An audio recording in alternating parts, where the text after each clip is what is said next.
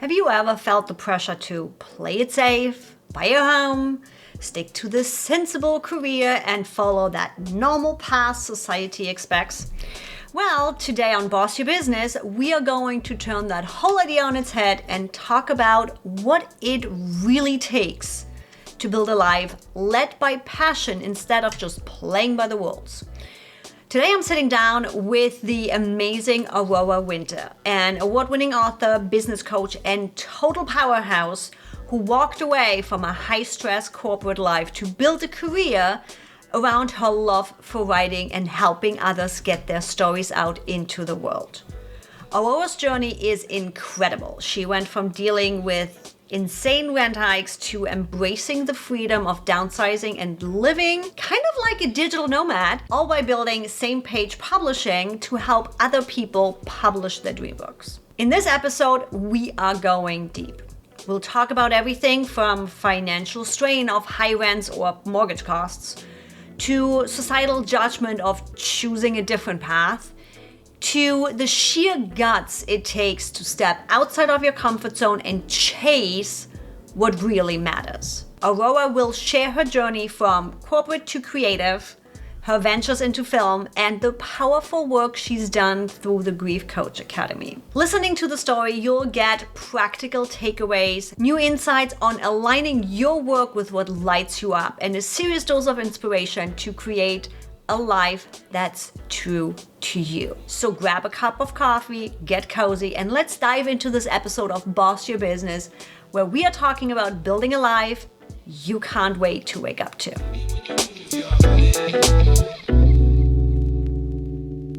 And with that, I want to welcome Aurora today. I am so happy you are here. And as we've already been talking behind the scenes, there's quite a couple commonalities that we have found between us. So this is going to be a really an interesting episode this time around. Now, my audience already knows one of my most favorite questions is, how did you get here? Because when I look at your bio and the things you have done, TV and all the things happening, did little Aurora have any idea of the path she's gonna go? If I could tell you how I got here, yeah, it is a circuitous route, but it's interesting to see how the circles overlap and come around sometimes in completely non-linear ways. So little Aurora, when she was 9 years old, she had her life changed by an author. I actually remember the moment that I reached up in the little school library, I had to be on my tippy toes, to get the last book in the Narnia series. The first book is The Lion, the Witch, and the Wardrobe. The last book is called The Last Battle. And as my fingers touched the spine, I felt a chill of anticipation. Thinking, goody, goody, I get to read the book. But I also felt a wave of anticipatory grief because it was the last book in the Narnia series. And in that moment, I realized that writers are wizards.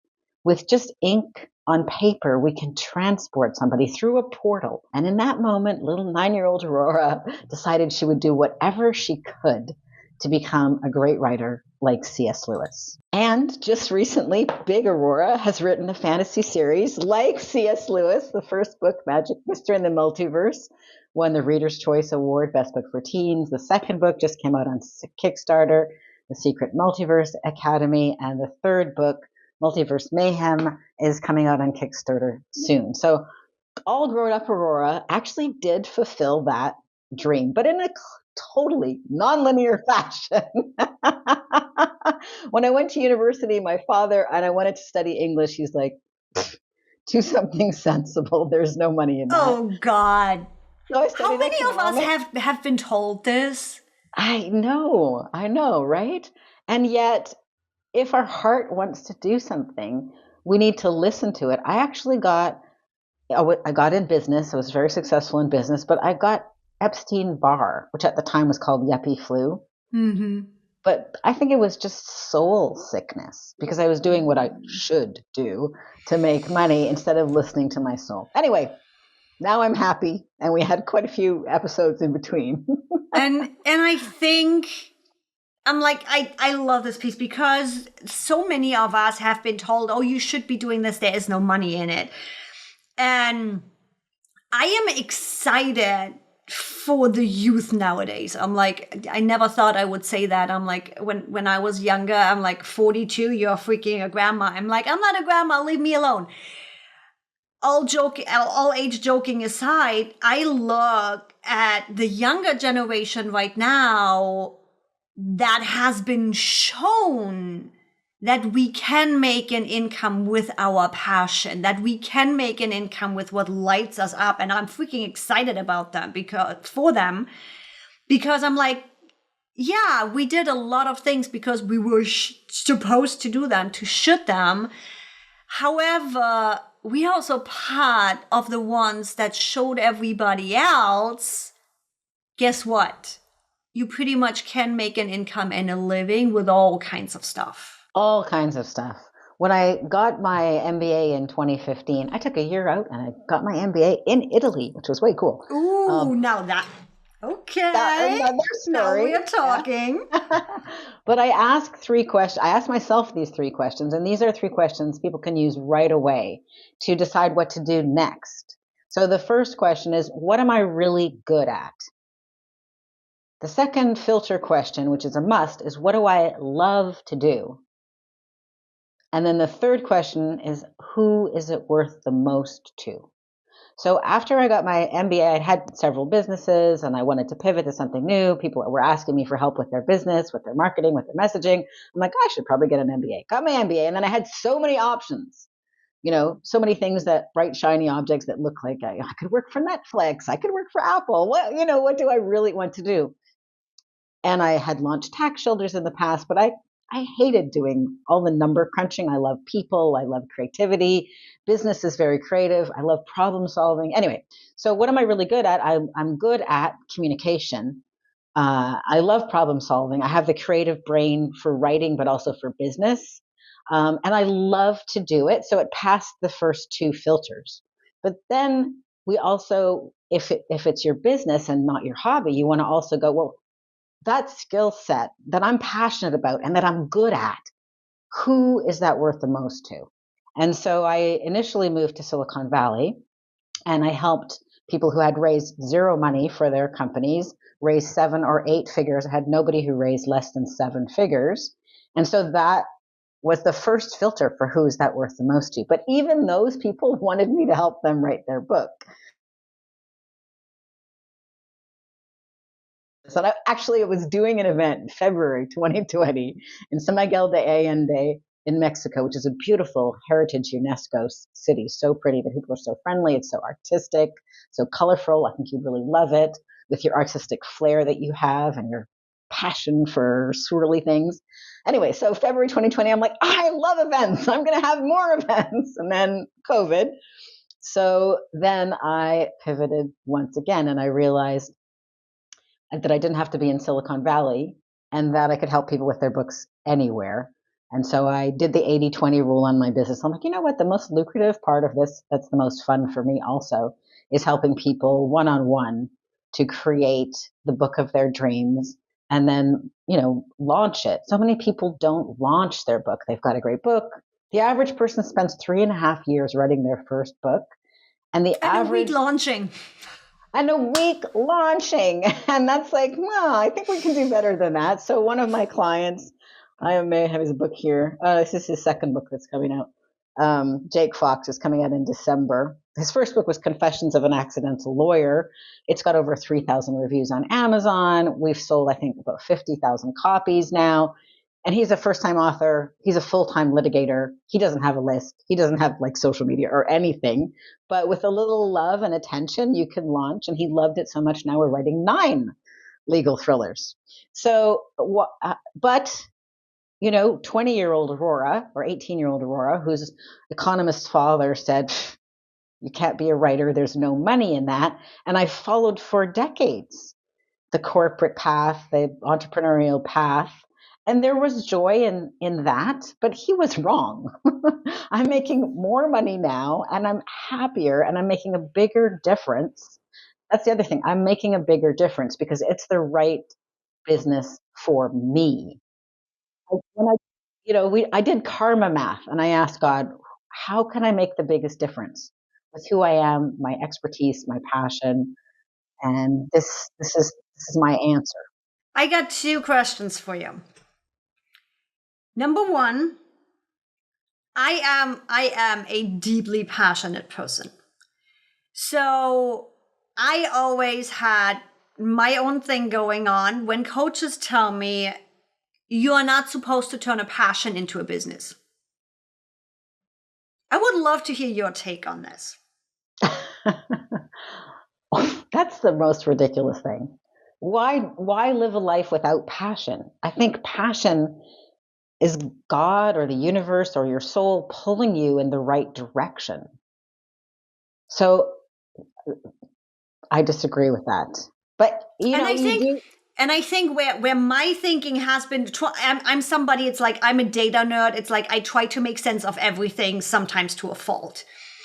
And I think where the understanding is, where they might not have the right understanding, is that deep-seated passion that we have for what we do. It's a piece of us.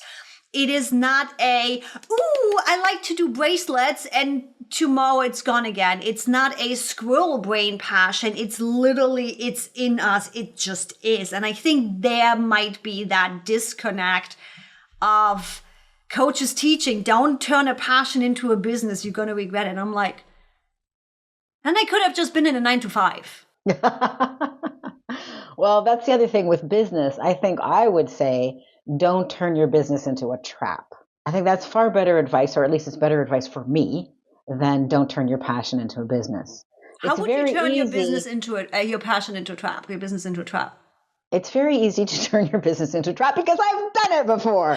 So how you do that is you overly focus on the money or on external milestones, and you don't focus enough on what juices you, what feeds your soul, what is meaningful, what's aligned with your vision and purpose, and you don't align with your own personal karma math.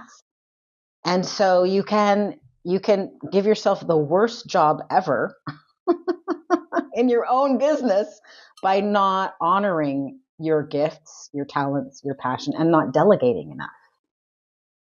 Can you relate? You are nodding. I want to hear, Yvonne. It's that external piece. It's that external piece that really resonated. And I'm like, anybody on the podcast, on my YouTube channel, has probably heard that story, where I was so caught up in my external validation and wanting the answers that I went everywhere else to give me the answers, to come back around and be like, you motherfuckers, none of you ask the right questions. I actually have the answer, but I got so caught up in questioning everything that I went to you for answers because you are the experts, you should be knowing. And all they did is teaching me their ways and never asking if that's actually the right way. I was just in Greece last week. Actually, I was in Athens, which was very interesting with the US election just about to happen at that point. And I love the Socratic method. So that was birthed in Athens, which is that it's more important to ask the right questions. The other person has their own answers, but it is very helpful for somebody who cares to ask the right questions and then listen. The listening part is essential, right? And I think that's where I soak up information, right? I always like to have a community. I always like to have a mentor. I always like to have a coach. It's like, I know what I don't know. And I think one of the biggest lessons that I learned in 2024 is to check on the people that I work with or that I look at to see if they're asking the right question, having learned that lesson now. Because often enough, I've seen, and that needs to be said in a relationship like that, you need to put the power back into your client, right? No matter if that is working with them, if that is a coaching, whatever it is, Your client needs to be accountable. So me being told I need to ask the right questions, I completely agree, but sometimes I don't know what the right question is. And I I would think say that's that's where where that, the coach can be helpful. What I'm saying is a really great coach should ask you questions instead of tell you what to do. And I have another example. So, another good way to turn your business into a trap, which I did for 1 year, is follow somebody else's recipe for what works for them. So I took this mastermind coaching process and I met a bunch of cool people and learned some interesting things. But the way they had of doing sales and Facebook ads and taking calls was not me. And I was on the phone talking to people like for 8 hours a day because their system was very much about lead flow. And I'm like, I'm exhausted. I'm not a salesperson. I don't enjoy talking to unqualified prospects all day long. And then the other thing I noticed about this somewhat patriarchal follow the way I do it group was they were all about, okay, are you making seven figures yet? What's your gross? They were all competing and nobody was talking about their net. I'm like, the gross doesn't matter. yeah, I What don't is the care. net? That's one of the things where it's like revenue doesn't matter. If you made 1 million and you spend 2 to get there, you got a problem. And if you used up your health and your soul to get there, you have a bigger problem, right? Yeah. Yeah. So anybody who is listening to this who is seeking more juice, they can ask themselves questions or they could work with a coach, but I would look for somebody who asks you good questions and then really cares about the answer. Because even if it worked for them, even if it worked for 9 of their other 10 clients, doesn't mean it's a fit for you. That's one of my preaches where it's like it all works. We've all seen it. If it's Facebook ads, if it's organic, if it's they all of those systems work. Yeah. Doesn't mean they're gonna work for you. You need to understand yourself. You need to realize your own pattern. What do you want? What energizes you? What doesn't energize you? And then you find your answers. So, for example, just a quick example that relates to this. So I used to do all of those like webinars, Facebook ads, this and that, and got a lot of prospects. And Standard sales funnel. exactly, I've had several businesses grown from 0 to 7 figures. But now, when tuning into what do I really love to do and what works for me, I only do 2 things basically podcasts because I love talking. I love meeting new people. I'm just loving meeting you, Yvonne. You're so cool and energetic and delightful. And I have my books. This book, Turn Words on into Wealth, on Amazon. And people either listen to me on a podcast and then get my book, read my book, and I'm like, oh, she sounds pretty cool. Maybe I'll book a call with her. They book a call with me, and then they work with me. Usually they don't book a call and then not work with me because they've already listened to me on a podcast and read my book or It's like one or the other. You already know me. Exactly. And I love how you were able to turn your passion into profit. Now, that's where I have another question for you. Similar to me, you had this, you should be doing something, right? It's not that we hated it, but it just wasn't also really right. That shift, making that step of screw you, I'm doing the thing I want to do, I'm doing what fuels me, adjusting a little bit in the process. Was there some mindset work involved where it's like the little devil is standing here, but you were supposed to? Well, definitely a lot of mindset work. I've done decades of that. I would say that I would love to be more honest and say I think my path has been turning problems into profit as opposed to passion into profit. So I've launched multiple businesses, and every time I would be confronted with problems, and then I would solve those problems, and then I would go, oh, other people probably have these problems, maybe I could solve it for them too. And then I get bored, and then I start another business and solve other problems. But I think if we can think, I think a business is solving problems at a profit. So if you figure out how to solve problems that other people have, And if you like to solve those problems, then you might want to consider doing that as a business. So to be completely honest, it's more like I solved problems and then offered other people, hey, I could help you.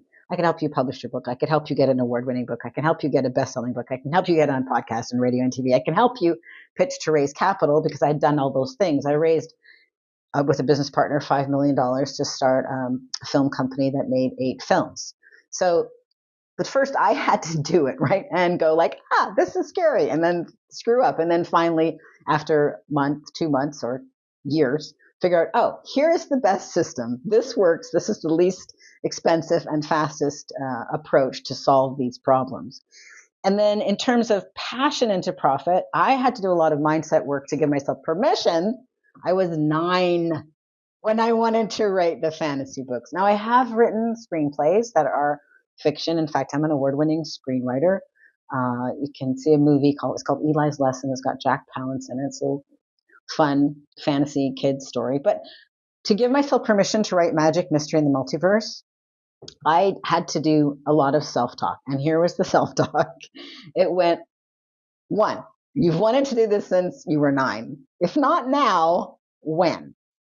And that's not okay, right? To have a childhood dream. I told for me, it's not okay to not honor that. And then I had to talk myself into what if I allow myself to do this as my art project? What if I don't ask it to make money? What if I'm willing to invest in the best cover designer and the interior layout and the proofreader, and I'm willing to invest my time just to honor my soul? It doesn't need to make money. I am making money in these other areas. I don't need to necessarily put that burden on this project. So I did the 80-20 rule, but it's not always filtering for money.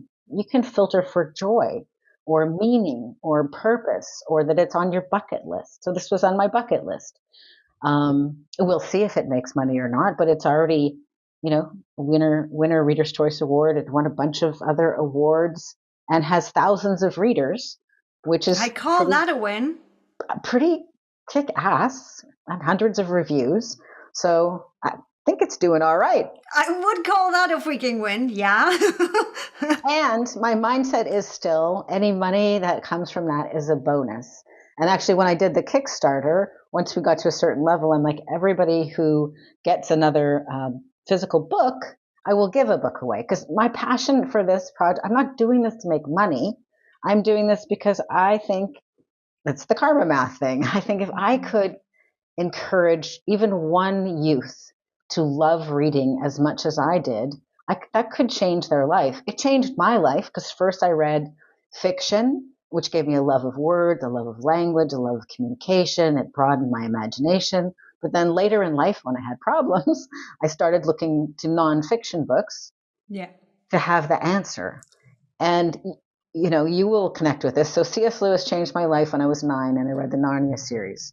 When my husband died, when I was 31, C.S. Lewis changed my life again with his book, A Grief Observed, which is his diary of healing after his wife died, which became the feature film Shadowlands with Deborah Winger and Anthony Hopkins.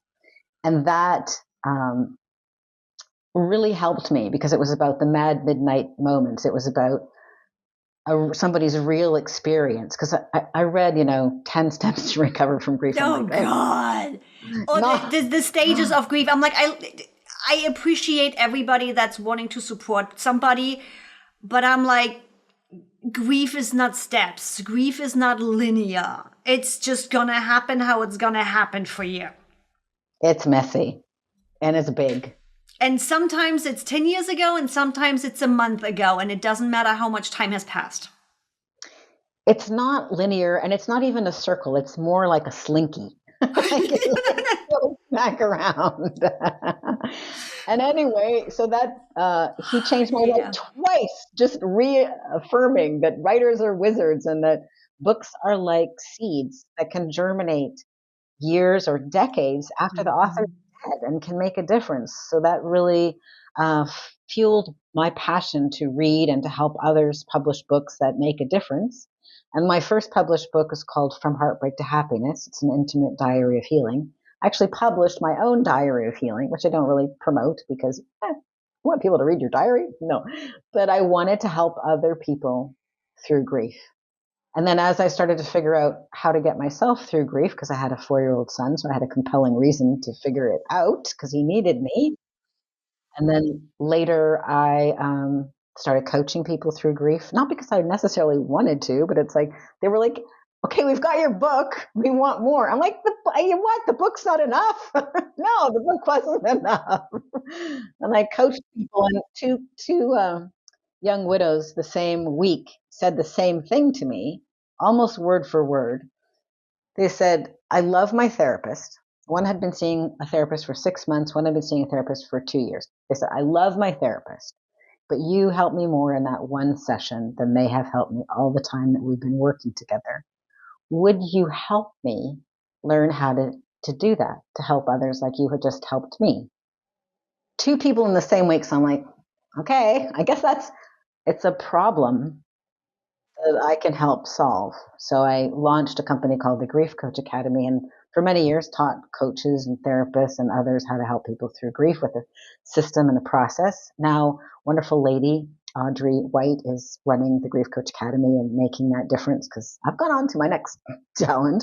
But I think that's an example of turning a problem into a profit, or turning a problem into a contribution after I had solved the problem for myself first.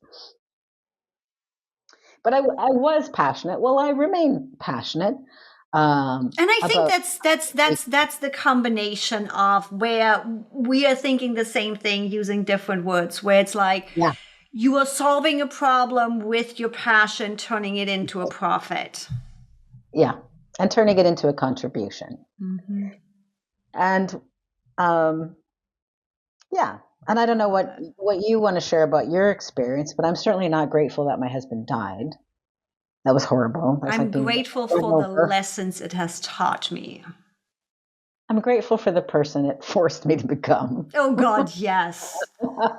Yes. And I'm like, there might just be still a TEDx session in there. Part of me has always wondered, how can I take those lessons and convey them, actually that one lesson, and convey it without somebody else having to feel the pain that comes along with it. Tomorrow is not a given, and us humans have the tendency to forget about it. And it seems like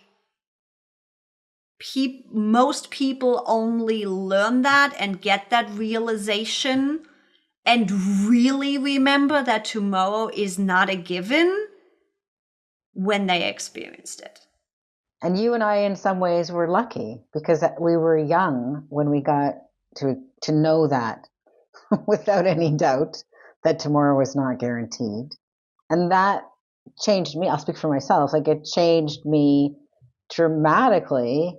And I'm not perfect, but I think I do a much better job of caring about the things that really matter to me, instead of living a hollow life all about, paying the rent or the mortgage or It puts things really in perspective. Yeah, exactly. How do you think you changed from your husband's death? My business is what it is today because of it.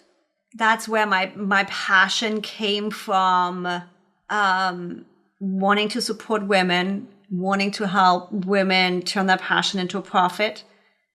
I had to put my business on hold. I spent 2 years taking care of him, not having an income. Had I always planned on residual income and all the things? Yes, but I wasn't there yet. And then all of the doctor's appointment, everything. It was a full-time job caring for him. Fortunately, we had angels in our life. We didn't pay rent for 2 years. I don't know where we would have been without our landlord. Love the guy to pieces. We got support from our community and everything. So we had a lot of angels in our life. And I didn't have a business after he passed away. I didn't have a house. I didn't have an income. There was no life insurance, no nothing. And I'm like, I don't want anybody to have to make a decision between their loved ones and putting food on the table. That's how my business started. And especially now, I want to get power into female hands. And let's be honest, power nowadays is our strength and the money in our bank account. Because having wealth in female hands means we can safely make decisions based on what we want, not what we should.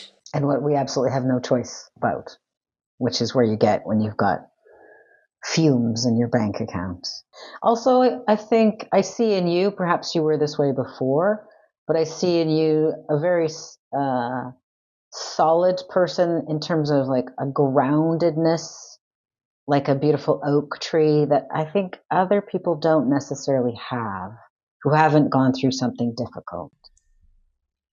It is interesting, the words you just chosen. Okay. How was that? Podcast episodes are always brought by the universe in certain ways. First of all, it's funny you mentioned the oak because his last name was Oaks. Oh, all right. And my first name, Yvonne, stems from the French and stands for birch. Wow. The trees that always go with the wind and that are really hard to break. Oh, that is interesting that those were the words that came to me. Do you know the poet Khalil Gibran? It does not ring a bell. Does not ring a bell. I'll have to find it and send it to you, or I could look it up. Or if I was Joe Rogan, I would have Jamie look that up. He's got some beautiful poetry about marriage and about being like two trees, stand close together, but still give each other, the room for the sunlight. I'll find it and send it to you. It's beautiful. Khalil Gibran. You can look it up on marriage. I'm gonna look that up. But yeah, for you to I don't know how many past episodes you have listened to. It's been interesting over the last probably 15, 20 episodes. The universe is sending me guests based on what's happening. It is so funny if that's in business, if that's in personal life, if that's in general. It is always really interesting how the episodes shape based on what's actually happening in my life right now. So I'm like, okay, here we go again. Thank you, universe. I heard you. So what else is happening in your life that I might be able to ask the right question about? That's a good one. There's a lot going on right now where just haven't gotten a wake-up call again, where it's like, okay, I've been talking long enough about this. Increasing my financial stability as well as being location independent has been moved to number one on my to-do list. Well, certainly San Diego is not the least expensive place you could choose to live. Oh no, but that conversation definitely has happened. I'm like $2,500 for a 1-bedroom apartment. But again, the 5 years that I have spent here in San Diego has done their job. I consider San Diego one of my most favorite cities still. Yeah. Other people spend their money on flying here and spending a week vacation in San Diego. I spend it on my rent. So there is no regret. But yeah, I agree. Things have changed. I'm like, right now, as of literally 2 days ago, I've been talking with friends all over the world, having a social network online that I have people in Brazil and in Canada and in Bali and in Europe where I'm like, maybe I'm going to do the whole digital nomad thing. And suddenly everything just shifted how I'm looking at things again, where I'm like, yeah, I have a nice place here, but do I really need all of this? See, I divide my time now between Los Angeles and near Vancouver, BC, Canada. But after I got my MBA, I was like a digital nomad for about a year. And I realized I don't really need that much stuff. And I also realized, you can rent a fully furnished Airbnb for a month for about what you're paying for rent anywhere in the world.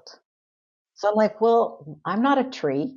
I don't need to be planted arbitrarily somewhere. I don't need to make a bigger commitment to my landlord than to anybody else in my life. So, and my son and I just spent 8 days in Santorini, Greece. The people are so friendly. They all speak English. The weather is as nice as Los Angeles. And he said, this place is in my soul now. It's a second home. He's already thinking about maybe moving there. And I'm like, you could go. You could go for a month. You could go for a year. Life is such a delectable smorgasbord. And yet we so often just limit ourselves to whatever whatever plate happens to be in front of us when we sit down at the table. But we could live so many different places. I've lived in Indonesia, I've lived in France, I've lived in Italy, and I've visited many countries, but I've hardly scraped the surface of it. But I do want to also confess something that might be helpful to you or the listeners whenever I feel like you should confess. It's like, there's something here. Say it. So after I got my MBA and I was helping people raise capital for like 7 or 8 figures, and I lived in Silicon Valley, I was living in Mountain View, which is Palo Alto adjacent. And I got a stunningly beautiful 1-bedroom apartment for $4,200 a month. Palo Alto. Mm-hmm. And when they raised the rent to $4,400 a month, I'm like, I'm one person. This is ridiculous. So fast forward a bit. When I decided, hey, I'm going to give myself permission to do my art project, I decided I would also drastically reduce my rent. So now I pay less than $1,000 a month rent usually. And that gives me enough money that if I want to travel to LA or to Athens or to Greece, I can afford, to stay in a hotel for $200 a night or $100 a night or whatever, rent an Airbnb, because over the course of the year, it doesn't add up to that much. So for me, the difference between spending over $4,000 a month rent and a thousand-ish was huge, but I had to really confront my ego. Because I'm like, you should own a house. Other people own houses. You should I'm like, my heart wants to write the C.S. Lewis fantasy series, and to do that without stress, I felt it was better to have much lower overhead. And I have a very pretty place, and it's thanks to my brother. He has a carriage house that he rents out to me for a ridiculously low amount, and it's gorgeous and it's pretty. But and I have a lot of money in savings now, which is great. And values change and we go with it. Now, thank you for joining me today. As always, I love my freaking podcast. You never know what's going to happen and what I get to hear. How can people connect with you? Where can they find you? Well, if they'd like to find out more, the easiest thing to do is get Turn Words into Wealth on Amazon or wherever books are sold. You can also go to www.turnwordsintowealth.com and you will get a thought leader starter library. And you'll also get 5 free videos explaining how to attract capital clients and media coverage. At the end of that, if you still want to talk to me, you can talk to me, but please read the book or listen to the videos or listen to this podcast first. And then they could also check out Same Page Publishing, and I can see all the people that have helped write, publish, and promote their books. I'm really proud of my clients' books. They're really awesome. So, and what else can I do to make your life more wonderful in this moment, Yvonne? Oh, you already have. And as you all know, you're going to have all of the links in the description. It's all there, easy for you to click at. Thank you so much. Thank you so much for coming on, and thank you so much for being such an inspiration. Thank you for having me, Yvonne. Thank you.